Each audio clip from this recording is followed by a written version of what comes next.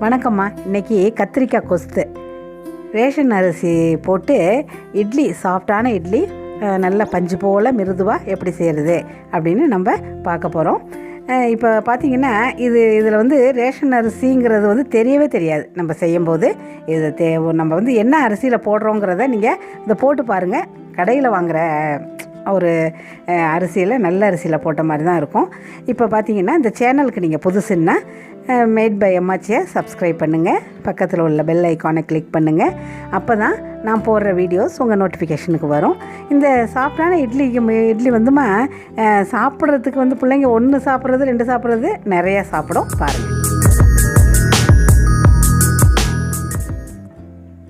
இப்போ கொல்லையில் தான் நான் வந்து அடுப்பு பற்ற வச்சு இந்த ப்ரிப்பேர் பண்ண போனேன். இப்போ வந்து இது நான் சொன்னேன் பார்த்தீங்களா, போன வீடியோவில் சொன்னேன்ல, ஒரு 2 பேருக்கு தர்மம் பண்ணலாம். 2 பேர் நல்லா சுவையாக சாப்பாடு போட்டு அவங்க மனசார நம்ம வாழ்த்துறதையும் அவங்க முகத்தில் சந்தோஷத்தையும் நம்ம பார்க்கலாம். அது வந்து நான் இப்போ உங்களுக்கு இந்த மாதிரி செஞ்சு தான் நான் போடுறேன். இதை பாருங்கள். கொல்லையில் அடுப்பை பற்ற வச்சுக்கிறேன். நல்ல ஒரு நல்ல விசாலமான இடத்துல அடுப்பை போட்டுக்கலாம். நம்ம போட்டுக்கிட்டு அதில் விரவு, ஏதாவது என்ன விரவு கிடைக்குதோ, எனக்கு சவுக்கு விரவு தான் வாங்கியிருக்கிறேன், அதை போட்டு நீங்கள் வந்து அதை பற்ற வச்சு அதில் எப்படி வந்து இட்லி ஊற்றி கொஸ்து பண்ணி நான் போடுறது அப்படின்னு பாருங்கள். இப்போ அந்த அடுப்பை பற்ற வச்சுருக்கேன். சட்டியில் பருப்பு வேக வைக்கிறதுக்கு தண்ணி ரெடி பண்ணியிருக்கோம்மா. இப்போ அது கொதிக்கட்டும், தண்ணி கொதிக்கட்டும். அது என்ன 3 பருப்பு போட போகிறோம். நம்ம ரேஷன் அரிசியில் வாங்கின துவரம்பருப்பு தான் இன்றைக்கி நான் போட போகிறேன். தாராளமாக இருக்கும். அது பாருங்கள், ஒரு 1/4 படி துவரம்பருப்பு, என்ன இந்த அளவு துவரம்பருப்பு வச்சுக்கலாம். அப்புறம் அந்த கடலைப்பருப்பும் பைத்தம்பருப்பும் 1/4 படியில் பாதி போட்டுங்க. நான் அதை பாருங்கள், நான் போடுறத 1/4 படியில் பாதி கடலைப்பருப்பு, பாதி பைத்தம்பருப்பு, 3 பருப்பும் இதில் வேகும். ஏன்னா கொஸ்துக்கு வந்து இந்த 3 பருப்பு போட்டு நீங்கள் செஞ்சு பார்த்தீங்கன்னா அது ஒரு தனி டேஸ்ட்டுமா. ஏன்னா அதை நீங்கள் செஞ்சு பாருங்கள். இது வந்து வேகட்டும். வேகிறதுக்கு அப்புறம் இதுக்கு வந்து இந்த கொஸ்துக்கு வந்து தேவையான பொருள் நம்ம வந்து பார்த்திங்கன்னா இந்த வறுத்து பொடி பண்ணுறதுல தான் இருக்குது ஒரு சில விஷயங்களை. ஒரு ஜாமான், இந்த மல்லி அதெல்லாம். இப்போ பாருங்கள், இது பருப்பு வந்து வெந்து போயிடும். அதாவது நல்லா குழையணும்னு அவசியம் இல்லை, வேகணும். ஏன்னா அதுக்கப்புறம் நம்ம வந்து கத்திரிக்காய் அதெல்லாம் வதக்கி நம்ம போட போகிறோம். அது வரலும் இது வேகட்டும். ஒரு எண்ணெய் நம்ம ஒரு கடாய் போட்டுக்கிறோம். மண் சட்டி தான் போட்டிருக்கேன்.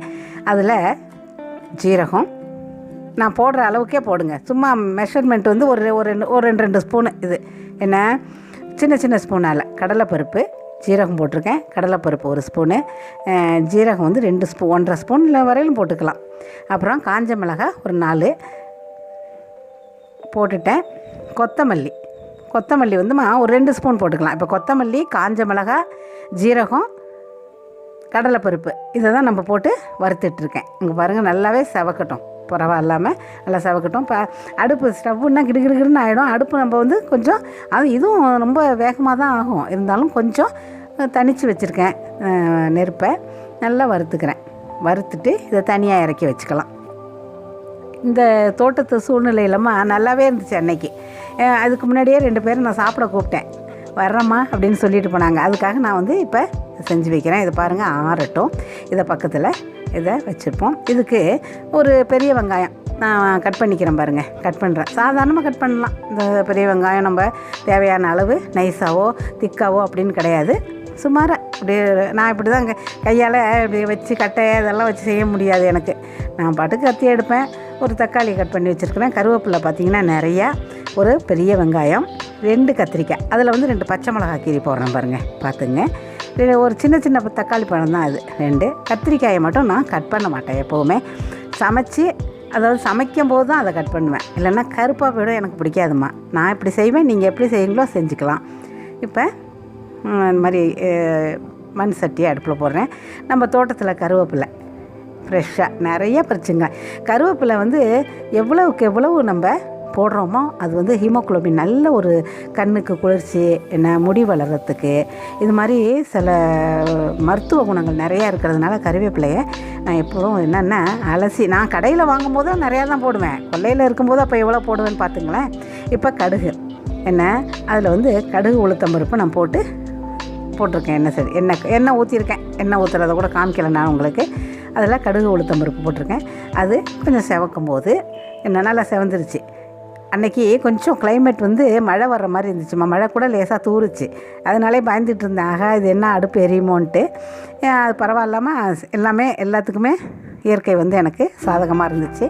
பாருங்கள், அது கடுகு உளுத்தம் பருப்பு பொரிஞ்ச உடனே எடுத்து அது பக்கத்தில் வெங்காயம்னா நறுக்கி வச்சுருக்கோம் இல்லையா, அந்த வெங்காயத்தை அதில் போட்டு வதக்கணும்.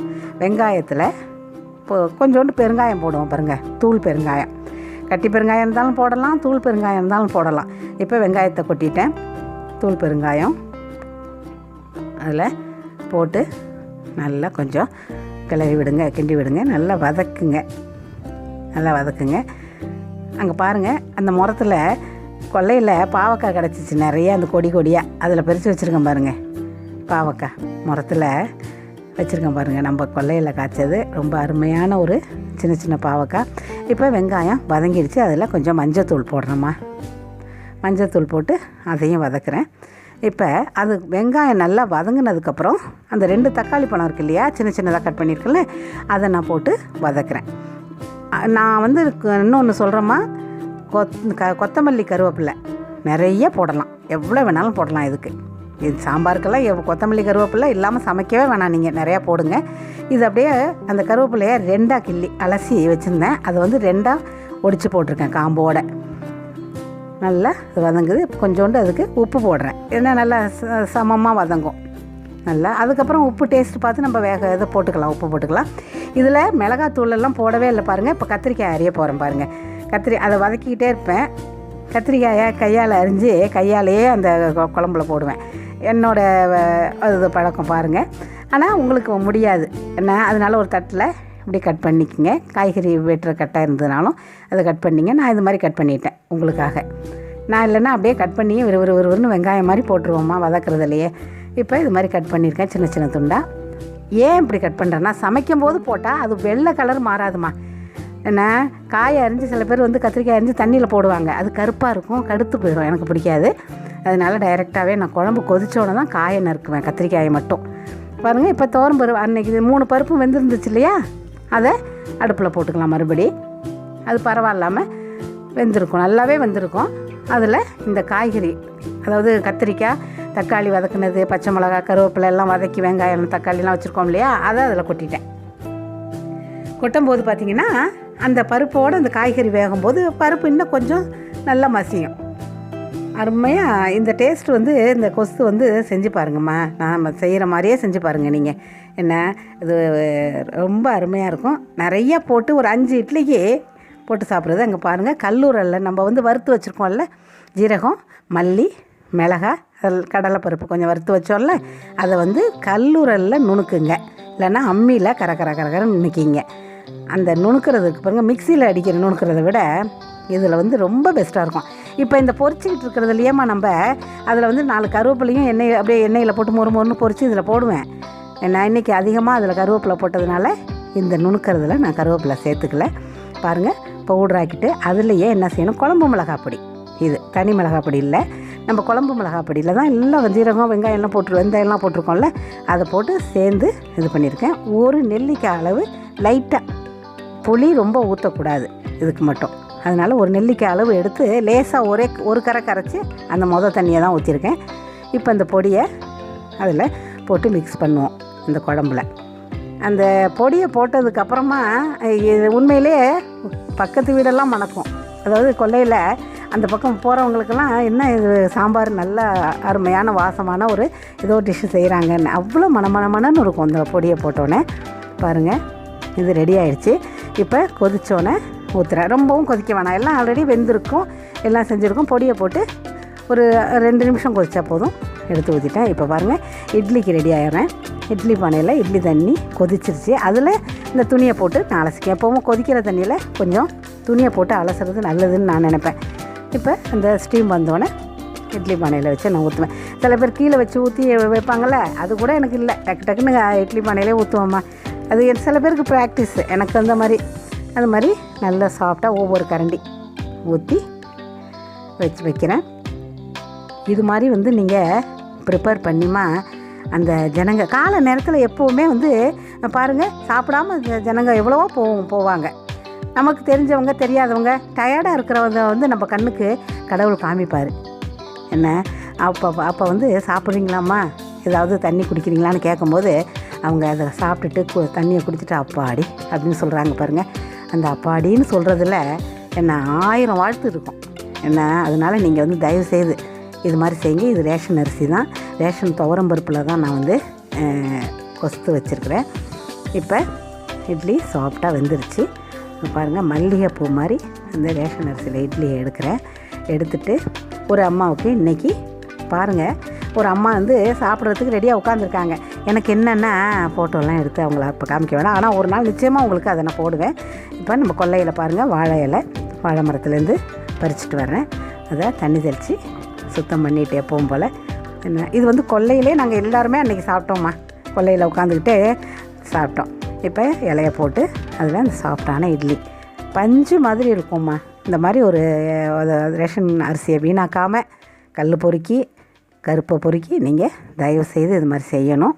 செஞ்சு 2 பேருக்கு நீங்கள் வயிற்றுக்கு அதுக்கு அவங்களுக்கு போட்டுட்டு அந்த மகிழ்ச்சியில் நம்ம காலத்தை கழிச்சிருவோம். ஏன்னா வாழ போகிறது கொஞ்ச நாள் தான், நம்ம சில காலம்தான். அதுக்கு வந்து இந்த மாதிரி ஒரு வயிற்றுக்கு தர்மம் செஞ்சுட்டு அவங்க வந்து அவங்க வாழ்த்தை பெற்றால் கூட நம்ம பாவங்கள்லாம் தொலையும், நம்மளை வந்து வாழ்த்திட்டு போவாங்க, வயிறு வாழ்த்தும். அதனால் நீங்கள் செய்யுங்க. இப்போ 5 இட்லி வச்சுருக்கேன். 5 இட்லி வச்சு ஒரு 2-3 கரண்டி கொஸ்து ஊற்றி அவங்கள்ட்ட கொடுத்துட்டாங்கன்னா போதும்னு சொல்லிடுவாங்க. அப்படி நிறைவாக இருக்கும் அந்த சாப்பாடு. என்ன ஒரு அம்மா அப்படி தான் சாப்பிட்டுட்டு ஒரு டிஃபன் பாக்ஸ் எடுத்துகிட்டு வந்து ஒரு 2 இட்லி வாங்கிட்டு போச்சு குழந்தைக்கு. ரொம்ப எனக்கு சந்தோஷமாக இருந்துச்சு. அது மாதிரி ஒருத்தவங்களுக்கு நம்ம ஆரம்பிச்சு விட்டுட்டோம்னாமா இது வந்து தொடர்ந்து நம்ம செய்யலாம். தர்மம் செய்கிறதுக்கு இது ஒரு சான்ஸ் நமக்கு.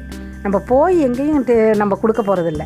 என்ன அதனால் நம்ம வீட்டில் இருக்கிறத நம்ம கொடுக்கணும். அவங்க எடுத்துக்கிட்டு போய் அதை சாப்பிடணும். சாப்பிட்டுட்டு நம்மளை மனப்பூர்வமாக வாழ்த்தணும். நான் மறுபடியும் சொல்கிறேன், காசு பணத்தில் நம்மளால் கொடுக்க முடியாது, சாப்பாடு போடலாம்.